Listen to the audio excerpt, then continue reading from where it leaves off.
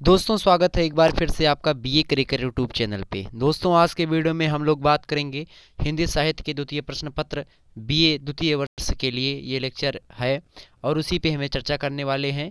और बात है हरिवंश राय बच्चन जी के एक आत्मकथा क्या भूलूं क्या याद करूं, जो कि उनकी एक फेमस आत्मकथा के रूप में हमारे सामने हिंदी साहित्य जगत में जो है प्रदर्शित होती है या देखने को मिलती है। हरिवंश राय बच्चन की मधुशाला जो काव्य संग्रह है, तो मधुशाला जो भी इनकी है, मधुशाला से ये काफ़ी हद तक बहुत माननीय सम्माननीय व्यक्ति के रूप में हमारे सामने आते हैं। मधुशाला जैसा कि इनके बारे में बहुत सारी बातें कही जाती हैं हरिवंश राय बच्चन जी के, कि ये जो है अपनी कविताओं के माध्यम से बहुत वैसे सरल स्वभाव और बहुत हंसते हुए, बहुत मुस्कुराते या फिर एकदम सहज एवं सरल स्वभाव के लगते थे। लेकिन इनको कहीं ना कहीं पे भी इनको भावात्मक जो है हानि हुई। तो कहीं तो इन्होंने एक ऐसा आत्मकथा की रचना की, एक ऐसे आत्मकथा की रचना की जिसको इन्होंने टाइटल दिया, शीर्षक दिया, क्या भूलूं क्या याद करूं।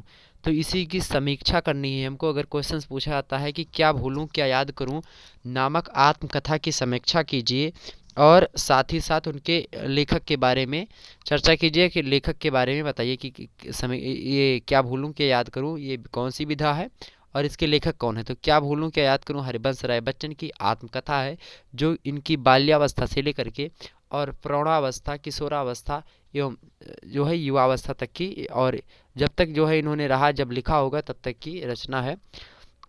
और आत्मकथा जीवनी में यही अंतर होता है कि आत्मकथा जो होती है वो जो साहित्यकार होता है, जो लेखक होता है, वो स्वयं अपनी आत्मकथा खुद लिखता है और अपने बारे में खुद से ज़्यादा कोई नहीं जानता। तो आत्मकथा जो होती है वास्तविकता होता है, इस वास्तविक होती है, इसमें यथार्थता का परिपूर्ण रूप से प्रयोग किया जाता है। इसमें यथार्थ बातें हर एक चीज़ पे होती हैं। और इसमें आत्मकथाकार को क्या होना चाहिए, एकदम सरल स्वभाव का होना चाहिए। और इसमें नहीं कि अपने बारे में कोई बुरी बातें हैं तो बुरी बातों को छुपाना नहीं चाहिए आत्मकथाकार को। आत्मकथाकार को अपने बारे में बुरी चीज़ें अच्छी चीज़ें दोनों को बताना चाहिए जो कि उसके जीवन में घटित हुई हैं। तो आत्मकथा और जीवनी जो होती है किसी दूसरे के बारे में लिखी जाती है। जो लेखक होता है वो दूसरा होता है और जिसके बारे में जीवनी लिखी जाती है, जिसकी जीवनी लिखी जाती है, वो व्यक्ति दूसरा होता है। कोई विशेष व्यक्ति होता है जिसकी जीवनी लिखी जाती है। तो आइए देखते हैं हम कि क्या भूलूं क्या याद करूं की समीक्षा किस प्रकार से हम कर सकते हैं। संक्षिप्त समीक्षा हम आपके सामने प्रस्तुत कर रहे हैं।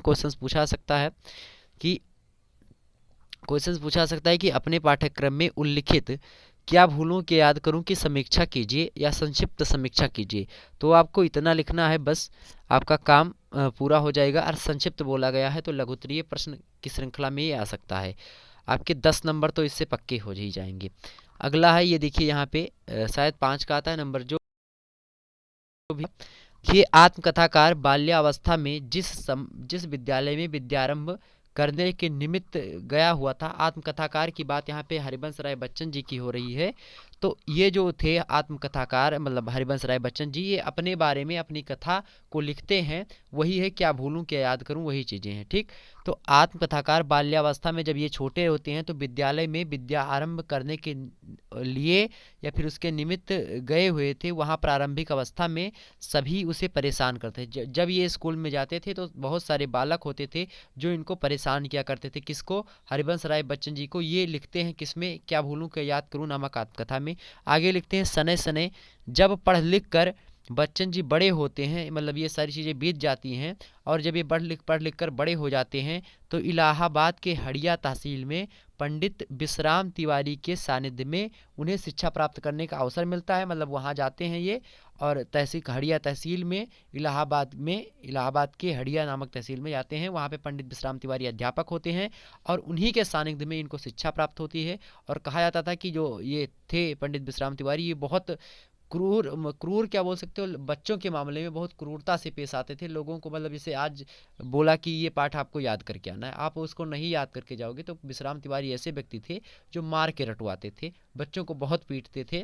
और लोग ये भी कहते थे उस समय कि विश्राम तिवारी जब मारते हैं तो बच्चे सुधर जाते हैं या बच्चे को याद हो जाता है। होते हैं हर एक कॉलेज में एक या हर एक स्कूल में एक टीचर ऐसा होता है।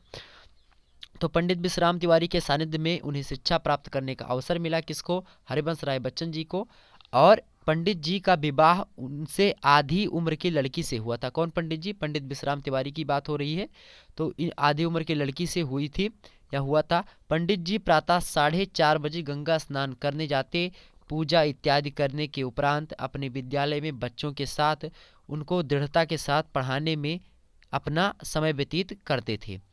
उनकी मार से बच्चे भयभीत रहते थे। उनको इसलिए कोई कुछ नहीं कहता था क्योंकि उनकी मार के डर से बच्चे कहने लगते थे। वह अक्सर यही बातें कहा करते थे कि जेकर होए बजर कटाना, सो आवे विश्राम की सरना। मतलब बजर कटाना मतलब वज्र, मतलब बहुत कठोर एकदम लोहे की जिसकी शरीर हो, वो हमारे पास आवे, वो विश्राम की शरण में आवे। पंडित विश्राम की बात करें, सो आवे विश्राम की शरण। अगर तुम्हारी शरीर मजबूत है, मार का डर ना हो, तब आप विश्राम के पास पढ़ने के लिए आइए, ऐसा जो है बताते हैं।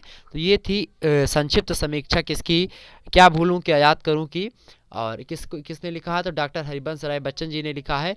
तो ये कम समय में ज़्यादा पढ़ाई करने का स्रोत हमने लाया है और इसके माध्यम से आपने पढ़ा। मिलते हैं कि नई वीडियो में, तब तक के लिए जय हिंद जय भारत।